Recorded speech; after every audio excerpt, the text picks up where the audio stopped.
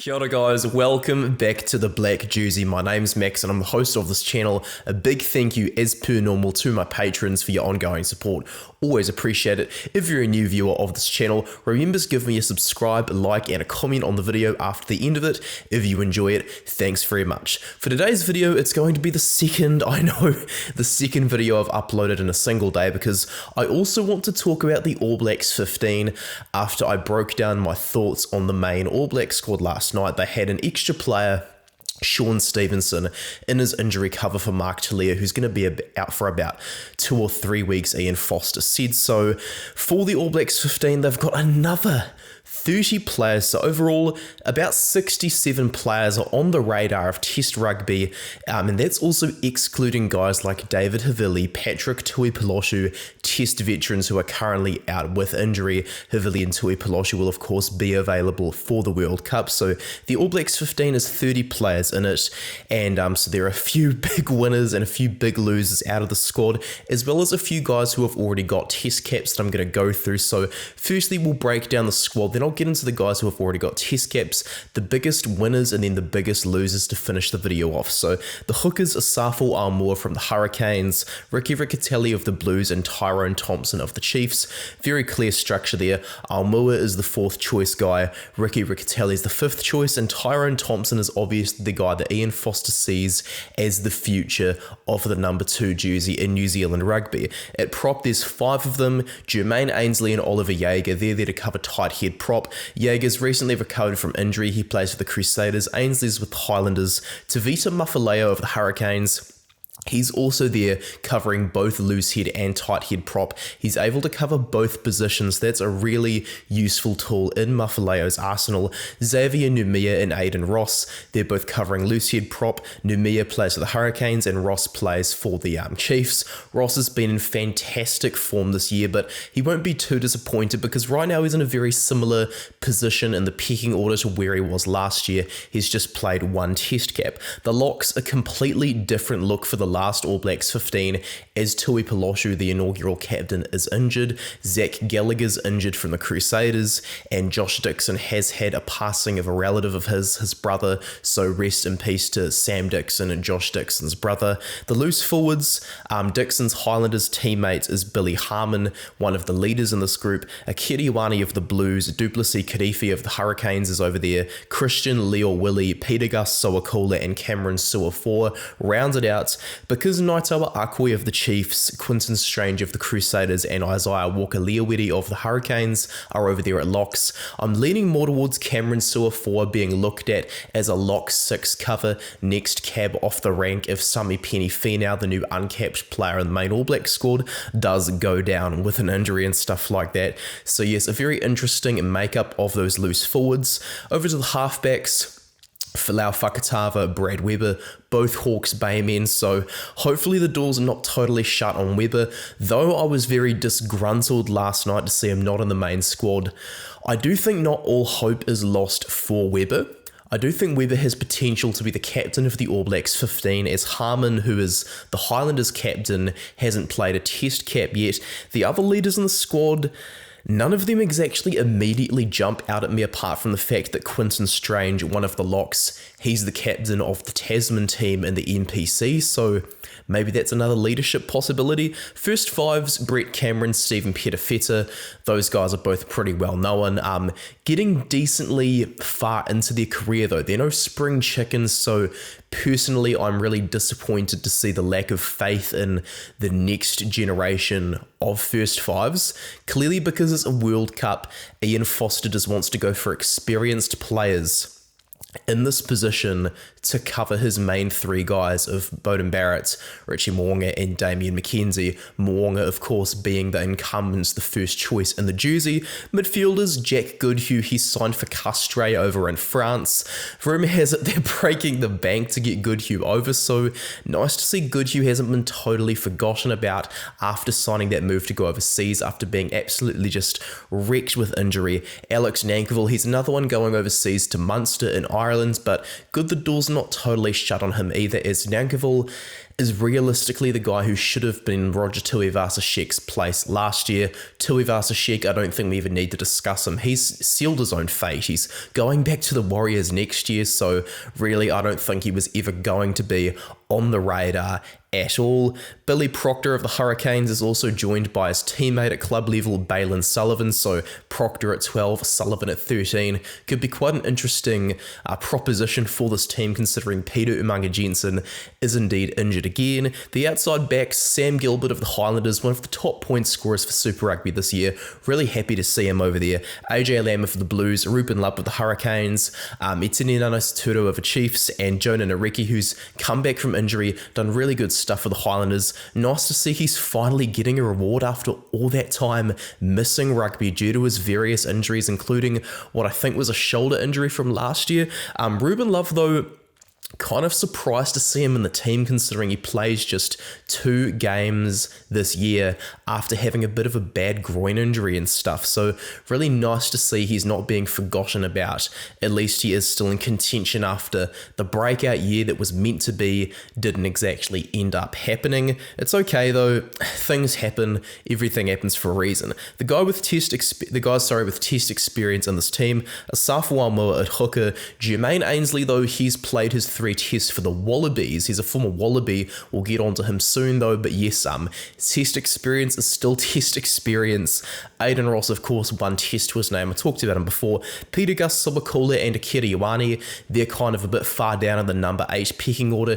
Ioane has played the most minutes out of any player in the blindside flanker depth chart for Ian Foster, but the fact that Sam Cane is the captain has distorted that data a fair bit, and so if Kane is to get injured, maybe that's Ioane's calling, but if not, they're totally all in on playing a third lock at 6, hence why Sami Penny-Finau's on the All Blacks over him. Sobakula got dropped, wasn't even considered for the All Blacks 15 last year, so good he hasn't been totally forgotten about. Fakatava and Weber, obviously both All Blacks. Everybody knows who they are, like I said before, they are world-class players and got really unlucky. Fakatava due to injury, and Weber due to the fact that they need someone to lead this team, and they also wanted to have a look at Cam Roigard. So this isn't, I don't think, a form thing for Brad Weber. He's still in contention for combination building, though he played just 1 test last year.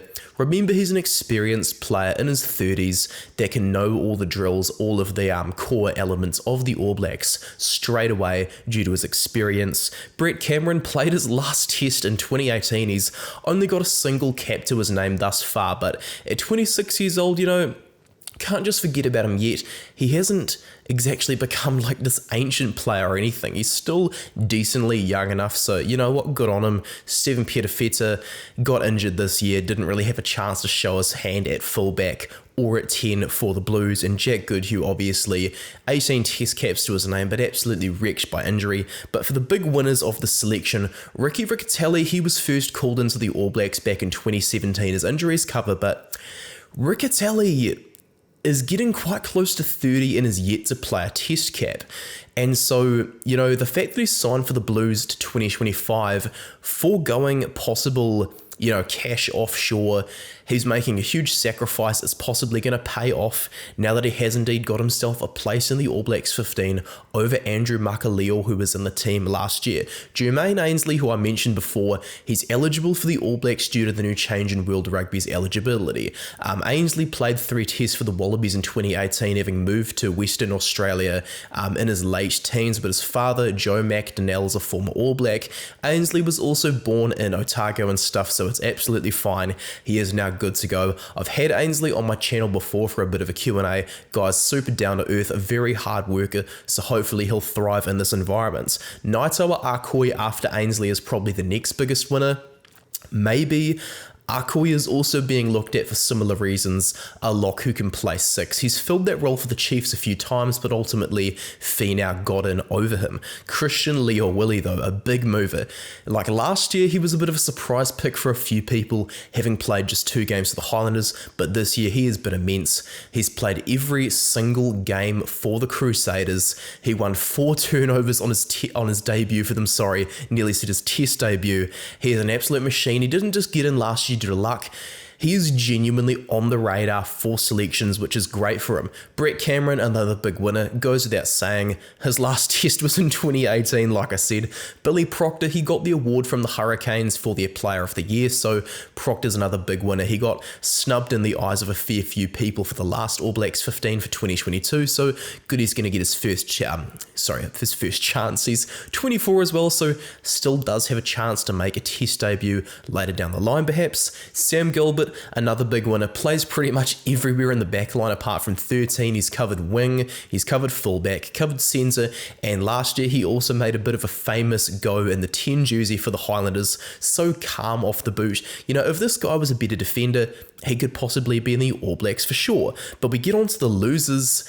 Asafo Aumua has truly had his career halted by Dane Coles, who just refused to retire when he should have long ago. And I feel really bad for Aumua, who just hasn't got that deserved time in the saddle due to the prolonging of Coles' career.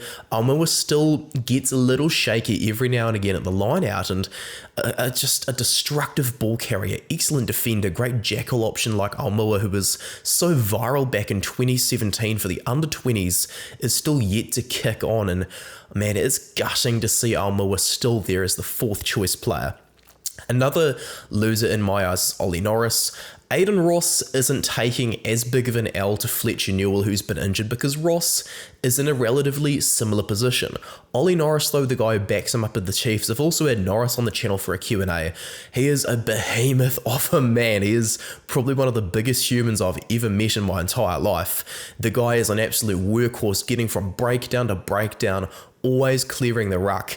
Scored a nice try to seal a game for the Chiefs last year as well. Wins a fair few turnovers. So his form wasn't exactly as high as it was last year, and he's paid the price for that, which is real gutting. But, you know, his scrum technique is far better than Xavier Numia. He's 23 years old, so still does have a chance in the future, but with 67 players on Foster's radar and Norris not there, it's not cool. You know, 22, 23, 24, they're the best ages to make your test debut to ensure your longevity at the highest level, and Norris is a player who deserves far better treatment in my eyes. Hoskins Sotushu, though, has to be the biggest loser. He's played 602 minutes of test rugby in the Foster era, and though he hasn't had a heck of a lot of game time in his 14 tests that include 7 starts, he has been behind Ardie Savia after all, and when Savia has been injured, Sotushu has been the guy that's been trusted to back Savia up. But to now not even be in the All Blacks 15 is a step too far. It just seems ridiculous. A lot of people seem to think Sotushu's lazy, doesn't hit enough rucks, but the thing is, Sotushu's just doing what he's been coached to do. Sotushu's role for the Blues is to seagull behind breakdowns and coach his other forwards on where to stand, how to form the defence, etc, etc, and Sotushu only contests turnovers when they are absolutely winnable. That's why he won such a massive amount of them in his first proper season of Super Rugby back in 2020. Sotushu isn't a lazy player. He's an excellent addition, and you know, his form did kind of start falling off throughout the tournament of Super Rugby after he started with a hiss and a roar. This is treatment that's just far too harsh, and I really hope that the guy's mental health isn't taking a massive dive. Tom Christie missing out to Duplessis Karifi as well is ridiculous. While Karifi attempts a lot of tackles, he misses far more of them than Christie, whereas Christie is also far more reliable with getting the turnovers, and Christie, I think, has a far better mindset for test rugby as well. Aidan Morgan, he is the guy as well who's probably got the most potential out of any of the young 10s in this country. There's no faith in the young 10s, and the fact that Aidan Morgan isn't registering after having a far higher tackle percentage than Brett Cameron for Super Rugby this year, as you guys can see with this wee screenshot from the All Blacks cap, is just ridiculous. You know, Aidan Morgan is being totally mismanaged by the Hurricanes right now, and I hope that his potential isn't squandered at all. Levi Aumua, another bit of a loser. He's not the one-dimensional crash ball runner that Ngani Laumapi was. Aumua is actually a guy who can distribute and can defend. And because the Crusaders, they use a winger as a distributor in the field and stuff as well, there's no excuse for Dallas McLeod to have far worse passing stats than Almoa, while their tackle percentage for the season was the same when I did the research there, sorry. Dallas McLeod isn't even good enough to be in the All Blacks 15, and Almoa, I think, missed out on the All Blacks for sure, but to not even have him in the All Blacks 15 is just a bit ridiculous, don't you think?